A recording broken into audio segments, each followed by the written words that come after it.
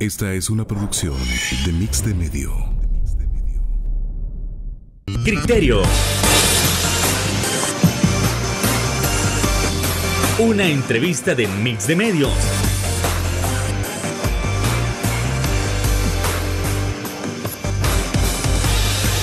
Que aborda frontalmente los problemas de El Salvador con los verdaderos protagonistas y plantea soluciones.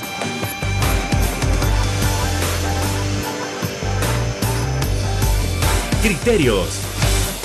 Hola, ¿qué tal? Muy buenas noches, sean todos y cada uno de ustedes bienvenidos a una emisión más aquí en Criterios. En este 15 de abril, qué verdadero placer que usted nos puede estar acompañando como siempre para analizar esas temáticas tan relevantes, tan importantes que usted debe conocer. En este caso, nosotros nos vamos a centrar en el sector agropecuario. Específicamente, vamos a comentar sobre la renuncia del ministro de Agricultura. ¿Qué tanto le afecta al sector? ¿O es que realmente no le afecta en nada? Vamos a evaluar cómo han estado las cosechas, si lo que se espera a futuro son ganancias, son pérdidas a nivel ambiental, el hecho de que se pronostique un fuerte fenómeno de la Niña en los futuros meses, esto afectará bastante. ¿Cómo andan los precios? Bueno, eso y más nosotros lo estaremos dialogando esta noche con nuestro invitado especial. Estamos hablando del presidente de la Cámara Salvadoreña de Pequeños y Medianos Productores Agropecuarios, Luis Alberto Treviño. ¿Qué tal? Muy buenas noches, encantado que nos pueda acompañar otra vez. Buenas noches, Fernando, un gusto estar nuevamente con ustedes y un saludo a los amigos televidentes, un saludo a los productores agropecuarios. Un placer que usted nos pueda estar acompañando. Vamos entrando en materia con ese primer punto, que es la situación de que nuevamente otro funcionario, siempre del Ministerio de Agricultura, vuelve a renunciar, igual que los demás ministros. Esto para la gente, pues, se convirtió básicamente en un diario vivir. Entra uno, renuncia, entra otro, igual renuncia. No hay estabilidad. Pero ¿qué tanto le afecta a los pequeños y medianos agricultores esta nueva renuncia, siempre del Ministerio de Agricultura y Ganadería? Por favor. Bueno, en primer lugar, este ha sido un ministro ausente, no ha estado desde que llegó, fue claro, no vamos a coordinar con las asociaciones, con las organizaciones. ¿Para qué de llegó entonces? Productores, dijo iba a dedicar su trabajo directamente con los productores agropecuarios, por separado. Al final de cuentas, en el año y meses que tuvo, no coordinó ni con las organizaciones ni con los productores, pues nunca se le vio en el campo. ¿Cuál es el Las trabajo únicas veces que se le vieron fue cuando estuvo destruyendo los 30.000 quintales de semillas que se les dañaron, y solamente en esa hubo sequía el año pasado, no se pronunció en relación a la sequía. Hubo una tormenta tropical fuerte, Pilar, tampoco se pronunció en relación a la tormenta, o sea que fue un ministro ausente. Por lo tanto, su ausencia o su renuncia no afecta al sector agropecuario. Lo que sí afecta es la inestabilidad que ha tenido este gobierno en relación a los ministros. Nosotros hemos dicho siempre claro que si hubiera una política nacional agropecuaria, la renuncia de uno u otro ministro no se verían afectadas, porque prácticamente la agricultura aquí en este momento se maneja al criterio del ministro de Agricultura en turno.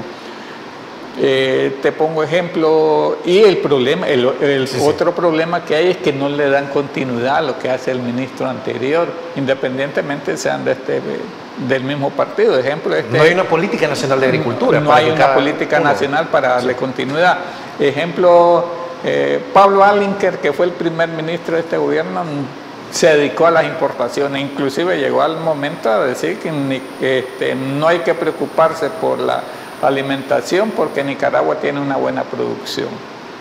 El segundo que llega fue David Martínez. David Martínez llega con el famoso plan maestro de rescate al sector agropecuario.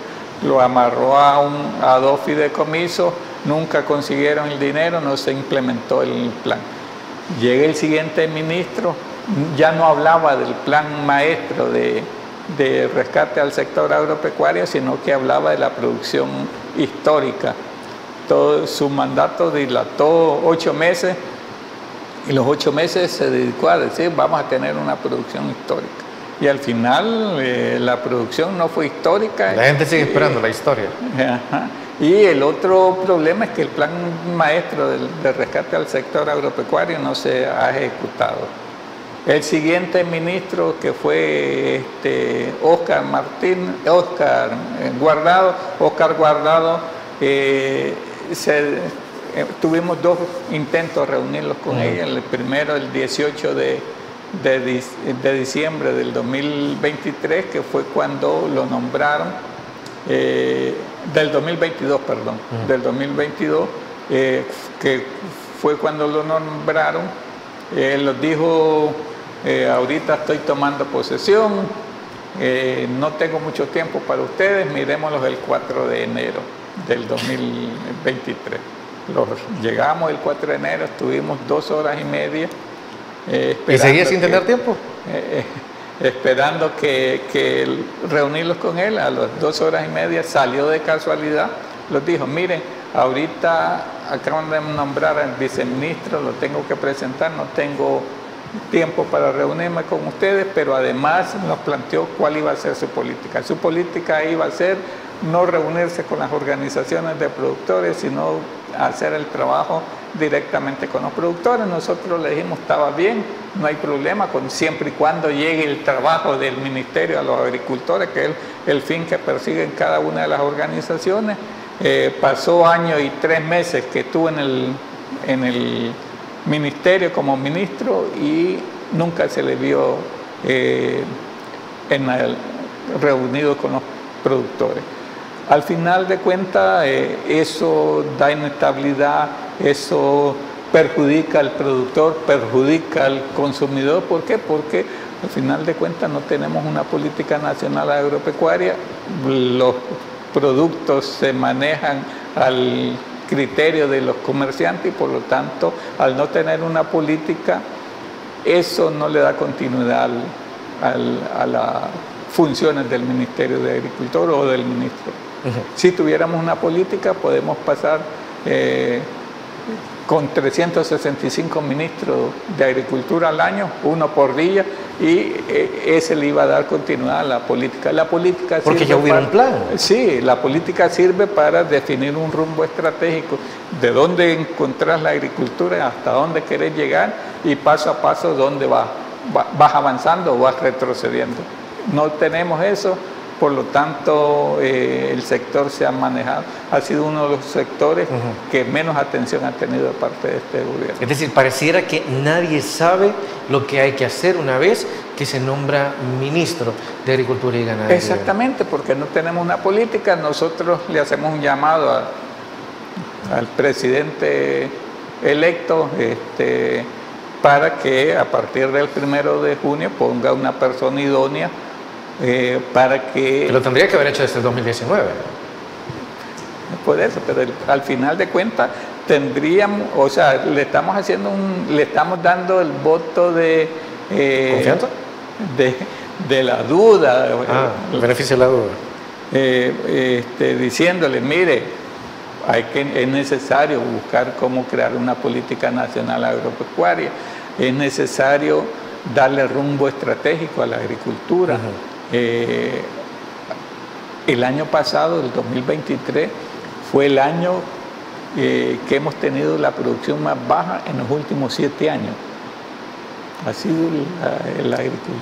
Y esto hace que seguir dependiendo de las importaciones. O sea, en el caso, por ejemplo, frutas, hortalizas, dependemos el 90% de las importaciones provenientes de Guatemala, según los datos del Banco Central de Reserva. El ministro ahorita en funciones, Óscar Domínguez, dijo en una entrevista en Diálogo con Ernesto López que habíamos bajado de depender del 90 al 67, 68, 69%. ¿Qué tan cierto es eso? ¿Ah? ¿Qué tan cierto es eso? Es mentira. Los mismos datos del Banco Central de Reserva le dice estos son los datos y esos son los datos confiables porque es el que lleva las importaciones del país. Pero de otra manera, si fuera cierto eso que menciona el viceministro, que ya no somos dependientes al 90%, sino al 65%, eso de igual manera no tendría que reflejarse en una disminución de los precios también, y la gente también tendría que estar experimentando eso. Exactamente, exactamente. Inclusive el año pasado, por ejemplo, los dimos cuenta que con un bloqueo de carretera que hubo en Guatemala, sí, quedó desabastecido el mercado, la tiendona, que es el mercado más grande de frutas y hortalizas. Entonces ahí podemos demostrar, ahí se demuestra que no es cierto que estemos mejorando en cuanto a la producción de frutas y hortalizas. En el caso de granos básicos, te decía, fue el año pasado el año que ha sido más baja la producción en los últimos 7. Tan es así que tenemos ahorita para este año 2024 un déficit de 7.800.000 quintales. Eso significa que con la producción que tenemos llegamos más o menos al mes de junio, julio. No tenemos mucho. O sea, ya estamos casi a las puertas de eso. Vamos a tener un déficit de maíz de más de 6 millones, casi 6.200.000 quintales. En el caso de frijol vamos a tener un déficit de 551.000 quintales. En el caso de sorgo vamos a tener un déficit de 875.000 quintales y en el caso del arroz de 187.000 quintales. El problema, digamos, para la población o para el consumidor es que con las importaciones no es cierto que estemos consumiendo mejores productos, sino que son productos de más baja calidad en relación a la producción nacional. ¿Por qué? Porque son productos que han tenido entre 4 y 5 años de estar en bodega. Tratados lógicamente con químicos para poder mantener, para poderlos preservar. Y el otro problema es que a pesar que los comerciantes compran a más bajo precio que el producto nacional, ¿por qué compran a más bajo precio? Porque el caso del maíz en los Estados Unidos es subsidiado. Entonces el comerciante compra mucho más barato, pero en el mercado no se siente eso. Entonces con las importaciones no beneficias ni al productor porque eso le quita el incentivo para producir y no beneficias al consumidor porque los precios se mantienen igualmente caros. Entonces al final de cuentas el beneficiario para las importaciones es un pequeño grupo. Hombre, es un aspecto sumamente crítico y hay que analizarlo tras la siguiente pausa comercial. Regresamos en Criterios.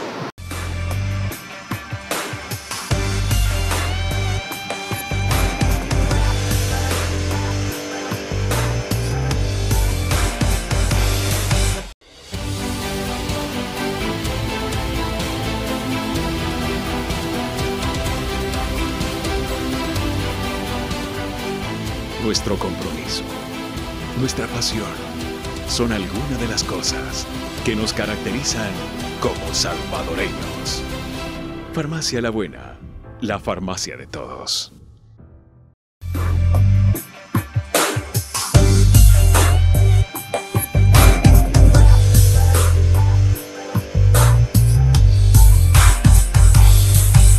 Si se habla tal cual que hay un déficit en cuanto a los granos básicos, déficit de millones de quintales. Esto implicaría o implicará que vamos a tener una crisis alimentaria, si no es que ya lo estamos. Sí, y alimentaria, retomando los datos de la FAO. La FAO dice hay 1.900.000 personas que están con problemas de alimentación. En El Salvador, si bien es cierto, somos más de 9 millones de salvadoreños, pero 3 están fuera del país. O sea, de los 6 millones que viven en el país, 1.900.000 salvadoreños están en crisis, significa el 32-33% de la población que está en El Salvador. Si eso no es crisis alimentaria, ¿cómo se llama eso? O sea, al final de cuentas, la FAO dice no hay crisis alimentaria, estamos muy lejos de tener una crisis alimentaria, pero está diciendo hay 1.900.000 personas que están con problemas de alimentación, desde problemas graves porque no tienen ni un tiempo de alimentación para el día, hasta problemas leves como comer un tiempo, 2 tiempos al día. Eso para nosotros es una crisis alimentaria. Sí. Que no estamos en momentos de hambruna, lo reconocemos, pero si no cuidamos y si no buscamos cómo hacer algo para resolver ese problema de déficit que tenemos con la producción nacional, vamos a llegar a una hambruna nacional. Y es lo que hemos venido diciendo, hemos dicho, es necesario buscar cómo fortalecer al sector agropecuario para garantizar una soberanía alimentaria. Mientras no se garantice una soberanía alimentaria, estamos en crisis alimentaria. ¿Por qué? Ejemplo, te decía en el segmento pasado, el caso de Guatemala. O sea, hubo un bloqueo de carretera, quedamos los salvadoreños sin posibilidad de abastecerlos de verdura y de hortalizas. El caso del frijol, te decimos, 551.000 quintales de déficit. ¿Quién es nuestro principal abastecedor de frijol? Nicaragua. ¿Qué ha dicho el presidente Ortega en relación a su producción? Primero, cubro mi reserva estratégica. Claro. Segundo, abastezco mi mercado. Y tercero, si hay un sobrante, autorizo las exportaciones. Claro. Y además de eso, la otra agravante es que hicieron convenio con Venezuela para venderle una buena parte del frijol que les sobró. Entonces al final vamos a se están dando las condiciones de una crisis similar al 2008, que no encontrábamos frijol en la región y se tuvo que... ¿De Guatemala? No, de África, de Etiopía, se trajeron los frijoles. Guatemala no es el mismo. Guatemala no los puede abastecer de frijol. ¿Por qué? Porque el 90% de la producción de frijol de Guatemala es frijol negro. Sí. Y el salvadoreño no consume. O no sé si son diferentes. ¿Ah? O los frijoles monos que le dicen, no sé si son diferentes. Sí, son diferentes. Y el otro país que los pudiera abastecer de la región es Honduras, pero Honduras el año pasado el problema del cambio climático les afectó bastante su producción, inclusive la presidenta de Honduras declaró estado de emergencia en las zonas de cultivo porque la sequía estaba afectando bastante. Creo que eso es bastante, digamos, en este caso, bastante inteligente del presidente Ortega. No se suele hablar así, pero las cosas como son. Y es algo racional. Yo no voy a vender todo mi producto para dejar desabastecidos a los míos. Exactamente. Primero me tengo que preocupar por los míos, tener una reserva en caso de que ocurra una calamidad y posteriormente, si tengo un sobrante, pues yo lo voy a vender. Pero y en nuestro caso ni siquiera podemos decir que tenemos alguna reserva estratégica, somos dependientes. Por eso, y eso es lo que hemos venido insistiendo nosotros. Miren, señores del gobierno, le hemos dicho, este gobierno que está por finalizar su periodo, fue el cuarto gobierno que le planteamos la necesidad de la creación de una reserva estratégica, y hasta el momento no lo han hecho. Y no lo hacen, y muchos pueden decir, pero si no tenemos producción, ¿cómo vamos a garantizar una reserva estratégica? Sencillamente apoyando la producción nacional. Nosotros le dijimos el año pasado, el 2022, al ministro de Agricultura en turno, Enrique Parada, es necesario apoyar al agricultor nacional. Entonces él nos dijo, vamos a aumentar el paquete, en vez de 400 vamos a dar 600.000 paquetes. Le dijimos, no es esa la solución. La solución es mejorar el paquete que ya estaba. ¿Por qué? Porque para garantizar una buena producción necesitas dos cosas fundamentales o elementales: una semilla de buena calidad y una buena fertilización. Puedes dar 1.000.000 de paquetes, pero si no garantizas esas dos cosas, no vas a tener una producción histórica, no vas a tener una buena producción. Y es lo que pasó, que fueron los resultados que tuvimos. Inclusive el Ministerio de Agricultura reconoció que el año pasado tuvimos 1.600.000 quintales menos de producción en relación al año anterior. La producción de granos básicos o de maíz fue de 17 millones de quintales, cuando en el 2022 fue de 18, cuando en el 2021 fue de 19, o sea, que ha venido en disminución. Y eso lo encontrás en los anuarios del Ministerio de Agricultura. O sea, ¿Y eso no es preocupante, acaso? Claro que sí, o sea, y eso es lo que hemos venido diciendo, o sea, hay que preocuparse por garantizar la soberanía alimentaria. No podemos seguir dependiendo de las importaciones. No podemos decir que es una falta de recursos, sino una falta de voluntad. O puede ser las dos cosas. También. Puede ser las dos cosas. ¿Por qué? Porque dije, pues, con el famoso plan de rescate al sector agropecuario, lo amarraron a 2 fideicomisos y no consiguieron el dinero. O sea, no pudieron conseguir los 1.200 millones que necesitaban para echar a andar el famoso plan de rescate al sector agropecuario, que dijeron 600.000 eran para café y 640.000 para los otros rubros.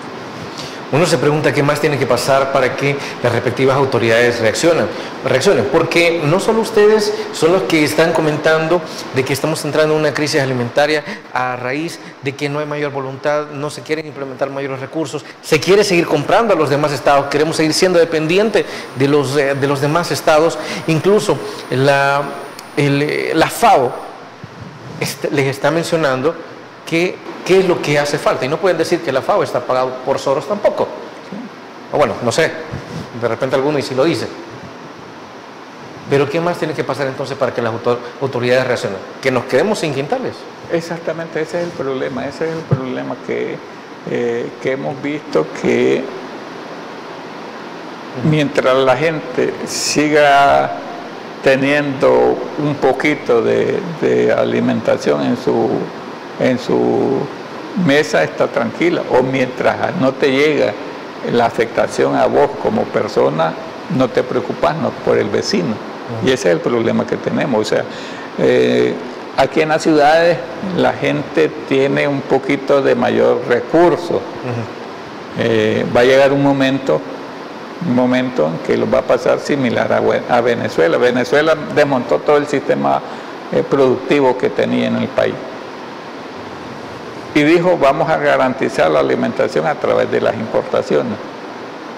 Y en Venezuela al inicio lograron hacerlo, pero después la gente, los países productores empezaron a venderles más caro, y después más caro, y después más caro, y después llega un momento en que le dijeron, ya no te vendemos. Es insostenible. Y Venezuela se pudo dar ese lujo porque tiene petróleo. Nosotros no lo tenemos. Nosotros somos un país eminentemente agrícola. Por lo tanto, nuestra economía está basada en ese sector, y es el sector que ha sido más descuidado, y no digo solo de este gobierno, sino de todos los gobiernos anteriores.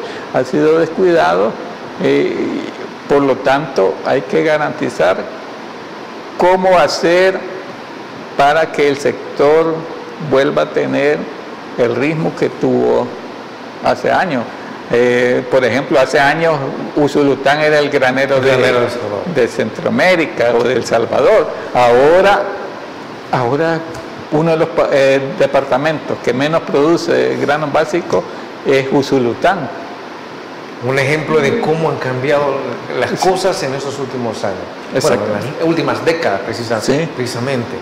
Nos hemos vuelto más dependientes de las demás naciones centroamericanas, y solo hace falta que cierren un par de fronteras para que nos hagan entrar en conciencia, en razón, de que lo que se necesita acá es una soberanía alimentaria urgente. Vamos a trasladarnos a la siguiente pausa comercial y vamos a regresar aquí en Criterios.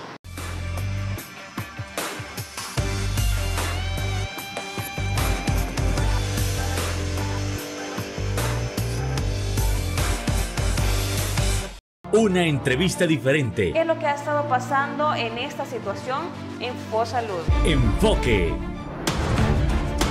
tener ninguna respuesta del director, se siente uno bien indignado. Que se transmite a las 6 de la mañana, los días martes y jueves. Una entrevista de Mix de Medio a través de Canal 8, Agape TV, Enfoque, con Cecilia Navarrete.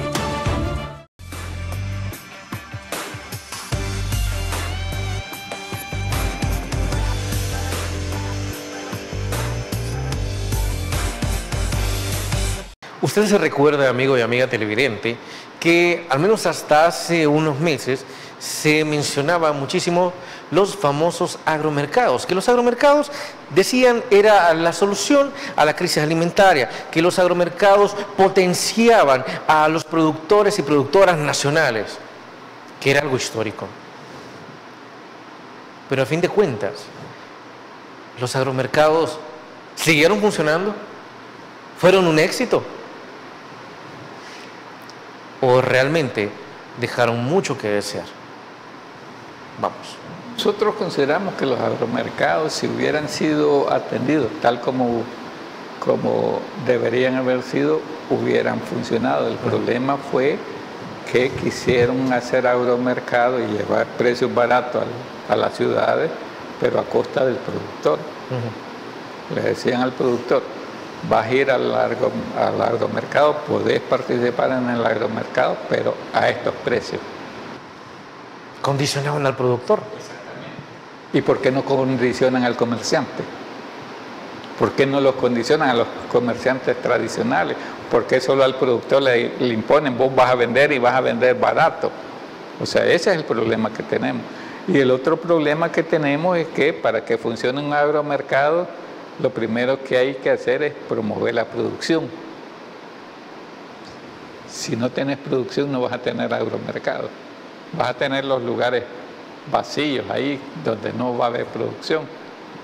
Y ese es lo que hemos venido diciendo, que mientras no se promueva la producción nacional, va a ser otro fracaso de parte del gobierno, porque, por ejemplo, han creado la ley esta de comercialización y abastecimiento.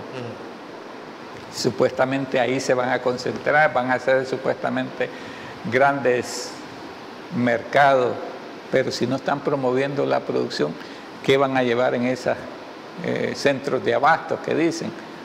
Van a tener que traer importaciones para abastecer los centros de abasto. ¿Cómo van a hacer? Entonces, mientras no se promueva la producción nacional, vamos a seguir en la misma situación.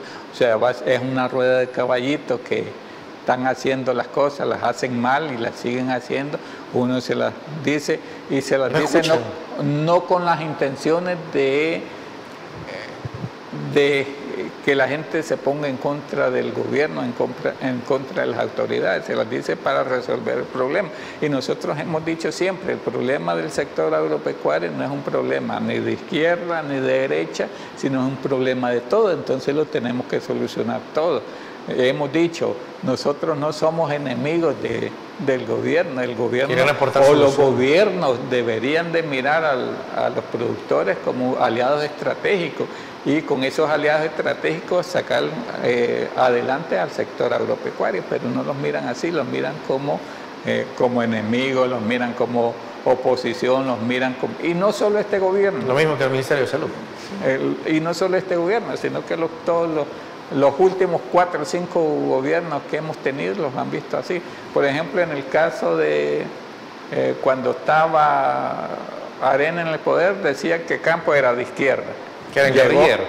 Llegó a la izquierda al poder, o llegó el FMLN y que ustedes eran arenazis resentidos. Sí, que éramos de derecha. Predecible. Llegó este gobierno y los dicen son más de los mismos. Son entonces, del 3%. Ajá, exactamente. Entonces, ese es el problema que hemos tenido, un problema de visión estratégica de parte del gobierno.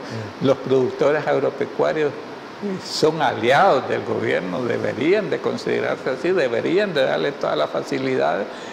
Por ejemplo, estamos a 15 de abril y no se ha oído hablar absolutamente nada de los paquetes agrícolas.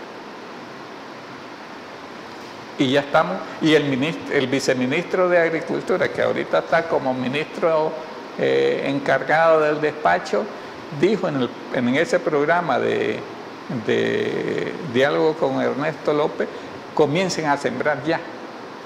Cuando nosotros como productores, como campo, hemos dicho, no siembren ahorita. No siembren ahorita. El invierno se establece, en los últimos 3 años se ha establecido las últimas semanas de mayo. El mejor tiempo para sembrar es a partir de la segunda semana de junio. ¿Por qué? Porque el invierno ya está establecido, las tierras ya están suficientemente húmedas para poder sembrar. Al sembrar, la semilla va a germinar con mayor fuerza porque va a tener todas las condiciones del clima establecidas ya. El año pasado, te pongo como ejemplo, el año pasado nosotros recomendamos productores no siembren en mayo, siembren a partir de la segunda semana. Muchos de los productores siguieron nuestras recomendaciones y no perdieron. La gente que siguió las recomendaciones del Ministerio de Agricultura, que le dijeron siembren ahorita en mayo, perdieron su semilla. Y después tuvieron que volver a sembrar la semilla en el mes de junio que habíamos recomendado nosotros. Entonces, al final, nosotros sabemos, campo no es la voz oficial del sector agropecuario, sabemos que somos una organización. Pero saben lo que hay que hacer, sabemos, ¿no?, que la voz oficial del sector agropecuario es el Ministerio de Agricultura, pero el Ministerio de Agricultura muchas veces orienta mal a los productores. Entonces, y eso es lo que nosotros le hemos dicho. Señores, le estamos diciendo ahorita al ministro de Agricultura, al gobierno, miren, recomienden a los productores que no siembren en mayo, que siembren en junio. ¿Por qué? Porque ahorita la tierra está bastante seca, estos calores han resecado la tierra. Horrible. Por lo tanto, la primera tormenta no va a humedecer lo suficiente a las tierras para poder, o los suelos para poder sembrar. Entonces hay que esperar que el suelo esté bastante húmedo para que la semilla pueda germinar con la fuerza necesaria y que no nos pase lo mismo que el año pasado. El año pasado, como hubieron periodos de sequía, eso hizo que la planta no se desarrollara de la misma manera, con la misma fuerza, y al final del año, ¿qué resultados tuvimos? Una baja producción. ¿Por qué? Porque además de las pérdidas por sequía, por tormenta tropical Pilar, en la producción se bajó. De 50 quintales que teníamos de promedio, bajamos a 44 quintales promedio. Entonces, esa es la situación que se puede dar este año si la gente siembra ahorita en mayo. Y si la gente vuelve a hacer caso, como usted está mencionando, a las indicaciones del Ministerio de comenzar a sembrar en este instante, ¿qué piensa que va a pasar? Igual van a haber pérdidas. Semilla. Eso. ¿Aumento de los precios? Aumento de los precios. ¿Levemente? No, ¿por qué? Porque ese gasto lo asume el productor. Ese gasto va bajo el subsidio que da el productor a la ciudad. ¿Por qué? ¿Y por qué decimos que nosotros como productores damos un subsidio a la ciudad? Porque somos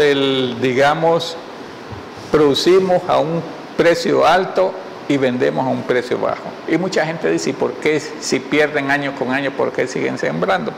Hemos dicho varias veces por cuestiones culturales, cuestiones el grano básico es producción de subsistencia, y porque el productor no toma en cuenta lo del gasto de mano de obra. ¿Por qué? Porque la mano de obra la realiza el productor y su familia, por lo tanto él no contabiliza eso. Si él tuviera que contabilizar eso, si él tuviera que desembolsar eso, lógicamente no se dedicara a esta labor. Y por eso es que no es extraño, no es raro, no es nada, que en El Salvador no existan productores grandes de granos básicos. La producción de granos básicos está en manos de los pequeños y medianos productores. ¿Por qué? Por esa misma situación que ellos realizan el trabajo o la mano de obra en su área de trabajo. Creo que ha resuelto esa interrogante también que mucha gente se ha preguntado. Mire, siempre se habla de micros y pequeños productores, pero ¿dónde están los grandes productores de granos básicos? ¿Dónde están esos grandes terrenos? Y creo que aquí queda bastante los granos básicos solo son pequeños y medianos. Los grandes productores están en los cañales, en los cafetales, o sea, son los dueños son los que producen azúcar, y por eso el azúcar es uno de los, subsectores de granos básicos que está en mejores condiciones. Ya si le apostaran al resto de granos básicos, creo que podríamos tener los mismos resultados, ¿no? Exactamente. Bueno, esto es para seguirlo analizando, y además vamos a ver que la comparativa respecto al año pasado, que realmente fue un año bastante seco, y este año, como se ha mencionado, se espera un fenómeno de la niña. Pero esto, a fin de cuentas, ¿beneficia o perjudica? Eso tras la pausa comercial.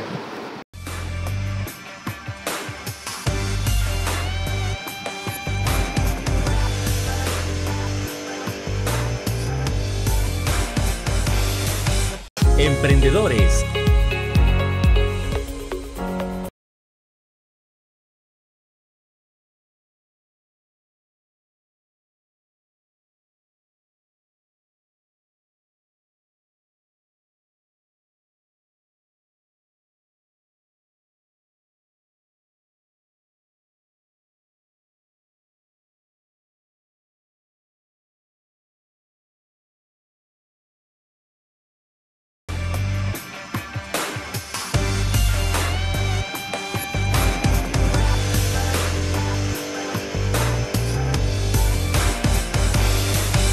Así como cerramos el bloque anterior, si se ha pronosticado un fenómeno de la niña para este año, ¿eso es beneficioso o es perjudicial? ¿Nos da un respiro o lo contrario?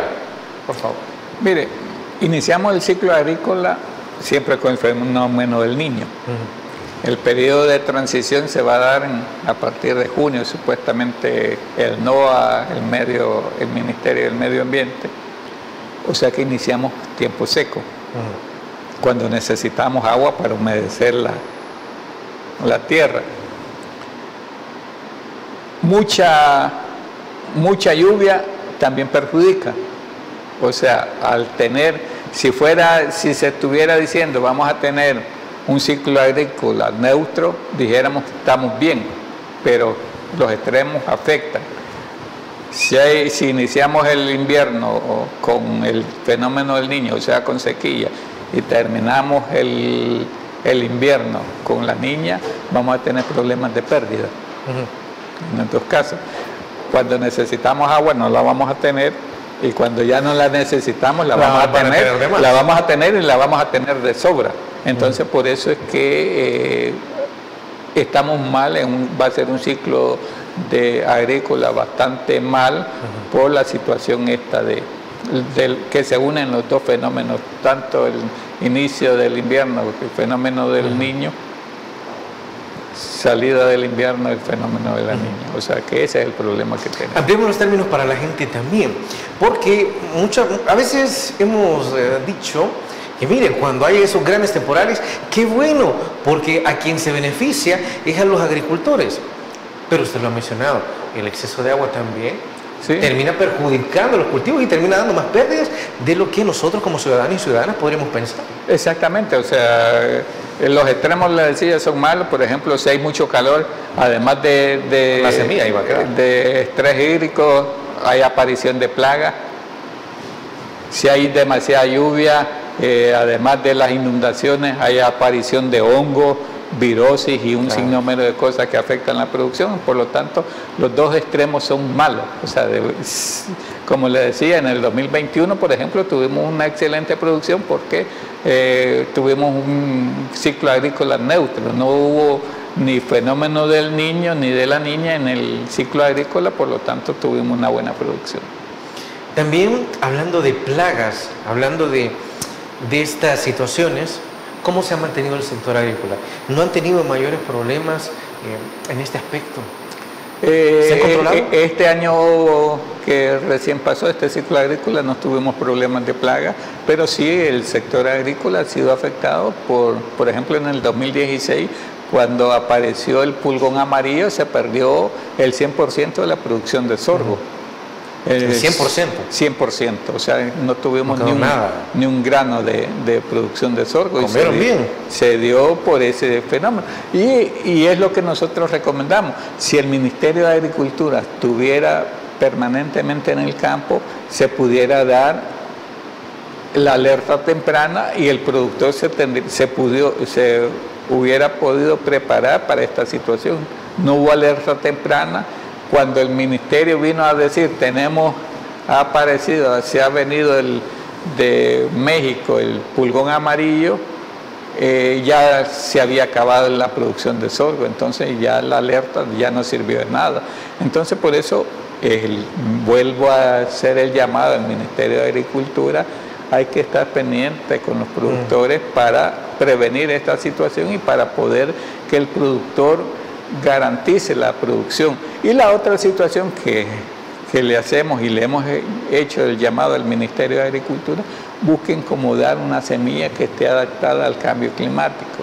Decimos ahorita, iniciamos con sequía, por lo tanto la semilla que debe dar el gobierno debe estar adaptada a eso. ¿Por qué? Tiene que soportar la temperatura y debe de, ya una vez nace la semilla y se empieza a desarrollar, sí se puede, o sea, se pueden cambiar los fenómenos y no hay problema porque ya la semilla ya germinó. ¿Y la semilla que actualmente tenemos es resistente?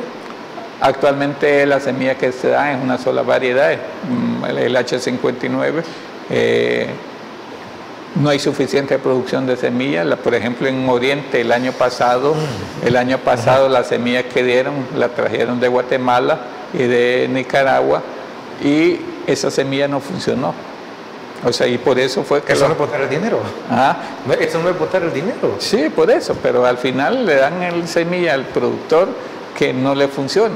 Nosotros hemos dicho, la semilla H59 es buena, es de la producción nacional, pero deberían de buscar cómo mejorarla. O sea, ya tienen años de estar dando la misma variedad, deberían de buscar cómo mejorar la semilla para que garanticen o recomendarle al productor nacional siembren más cantidad para que todo el país sea abastecido con una misma variedad de semillas y para que podamos garantizar una buena producción.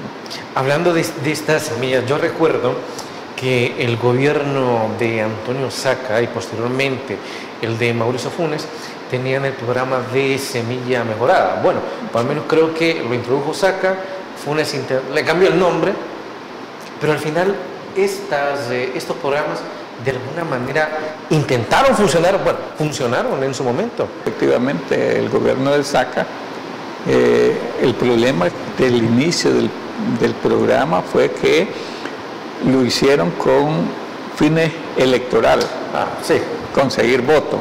Lo clásico. Entonces, y estos gobiernos, los tres gobiernos después de Saca lo han mantenido así, con fines electorales, y por eso es que año con año sacan un montón de gente del padrón de beneficiarios, meten otro montón. Tan es así, por ejemplo, el ministro, en el caso del ministro, uno de los ministros del FMLN reconoció que el 33% de las semillas que daban no eran productores, y ellos lo sabían. En el caso de este gobierno, un ministro de Agricultura, para ser más específico, David Martínez, dijo que el 25% de los paquetes agrícolas que ellos daban iban a manos de gente que no era productor. Si ellos saben por qué lo siguen haciendo, porque sigue siendo un programa de fines electorales. Te anotan en el programa, seas productor o no seas productor, siempre y cuando pertenezcas a mi partido político. Y eso lo hace. Pero eso es indignante, porque si se sigue ese patrón, quiere decir que nuevamente vamos a tener noticias fuertes en cuanto a agricultura de aquí a finales del 2026, cuando nos acerquemos a la elección del 2027. Exactamente, o sea, y nosotros recomendamos, miren señores, hay que los paquetes, los listados de los paquetes agrícolas debe estar en manos del CENTA. No tiene que andar haciendo nada un alcalde apuntando gente para darles el paquete agrícola, y eso lo hacen los alcaldes, los diputados, y no solo de este gobierno, sino de los gobiernos anteriores. O sea, ese es el problema, que sí critican las acciones que hicieron los otros gobiernos, pero al final las terminan realizando ellos.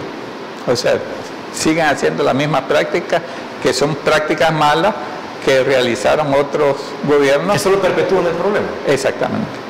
Y en cuanto a los derechos de los agricultores y agricultoras, ¿eso en alguna medida se ha tratado de garantizar o vamos por el mismo camino? Vamos por el mismo camino. Vamos por el mismo camino. Nosotros hemos dicho, hemos tratado de decir y seguimos haciendo la sugerencia que el padrón del beneficiario de los paquetes agrícolas sea manejado por el CENTA. Seguimos diciendo, miren, señores de la Asamblea Legislativa, los altos costos de los insumos agrícolas ha hecho que bajemos la producción. Hay que eliminarle el IVA a los productos a los insumos agrícolas, y seguimos siendo el país de Centroamérica que tiene los costos de producción más altos de Centroamérica. Tenemos IVA, tenemos mano de obra más cara, tenemos un sinnúmero de cosas que en Centroamérica no se dan. Por ejemplo, Guatemala tiene exoneración del IVA, Nicaragua tiene exoneración del IVA en los insumos agrícolas. Menos El Salvador. Menos El Salvador. Bueno, vamos a la pausa comercial, regresamos en Criterios.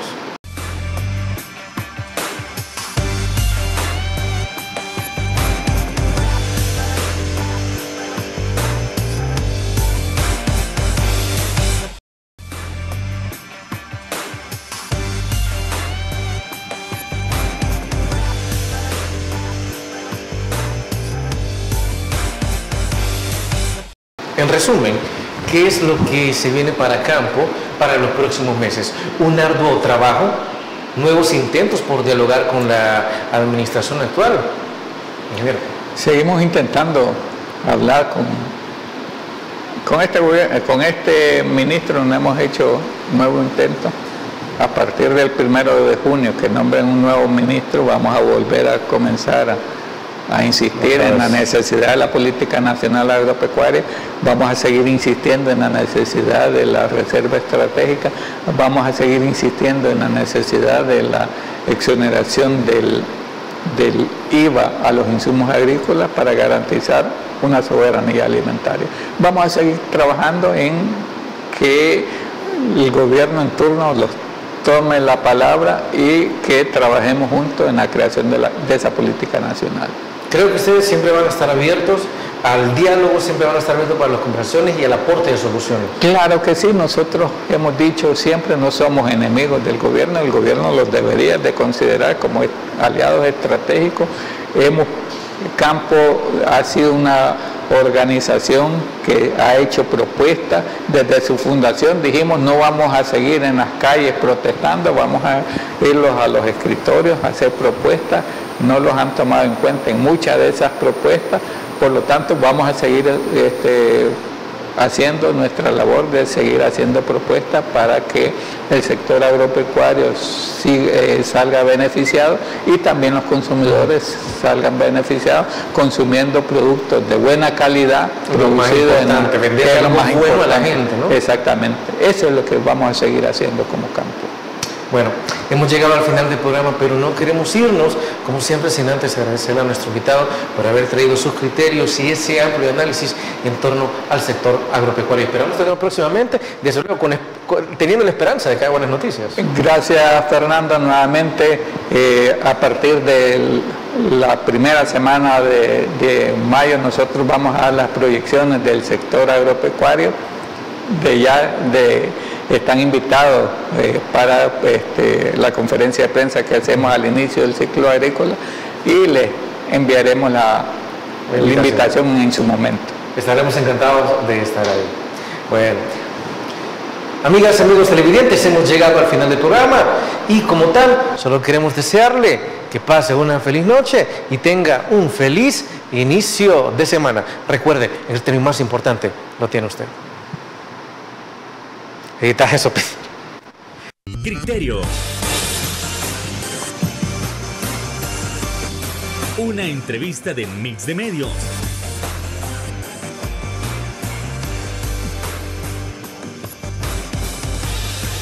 Que aborda frontalmente los problemas de El Salvador con los verdaderos protagonistas y plantea soluciones.